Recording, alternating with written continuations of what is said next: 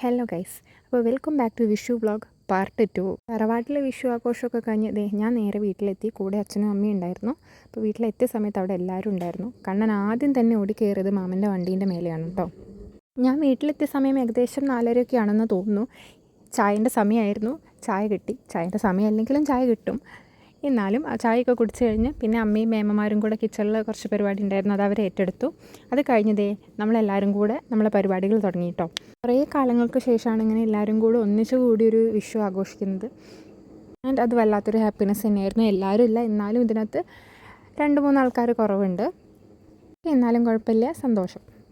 ശരിക്കും പറഞ്ഞാൽ ഇങ്ങനെ എല്ലാവരും ഒന്നിച്ച് കൂടുമ്പോൾ തന്നെ വിഷു ആഘോഷിക്കാൻ, വിഷു എന്നല്ല എന്തൊരു പരിപാടിയാണെങ്കിലും അത് ആഘോഷിക്കാൻ തോന്നുക എല്ലാവരും കൂടെ ഒന്നിച്ചുള്ളപ്പോഴാണ്. കണ്ണനാണെങ്കിൽ നല്ല ഹാപ്പി ആയിരുന്നു. കാരണം എല്ലാവരും കൂടെ ഒന്നിച്ച് അവനങ്ങനെ കിട്ടാറും ഇല്ലല്ലോ.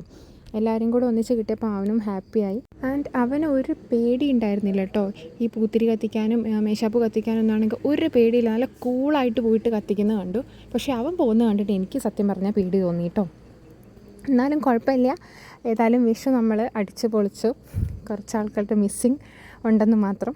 എസ്പെഷ്യലി എൻ്റെ കെട്ടിയവനെ മിസ് ചെയ്യുന്നുണ്ടായിരുന്നു. ഹസ്ബൻഡും കൂടെ ഉണ്ടായിരുന്നെങ്കിൽ നമ്മൾ ഡബിൾ ഹാപ്പി. സാരമില്ല, നെക്സ്റ്റ് വിഷുവിന് ഇവിടെ ഉണ്ടാവുമായിരിക്കും. കുറച്ച് നേരം കഴിഞ്ഞ് നമ്മൾ ഭക്ഷണം കഴിച്ചു എല്ലാവരും. അത് കഴിഞ്ഞ് വീണ്ടും കുറച്ച് കഴിഞ്ഞപ്പം ലാസ്റ്റത്തെ കലാശക്കൊട്ട് എന്ന് പറഞ്ഞ പോലെ കുറച്ച് പടക്കങ്ങൾ ബാക്കിയുണ്ടായിരുന്നു.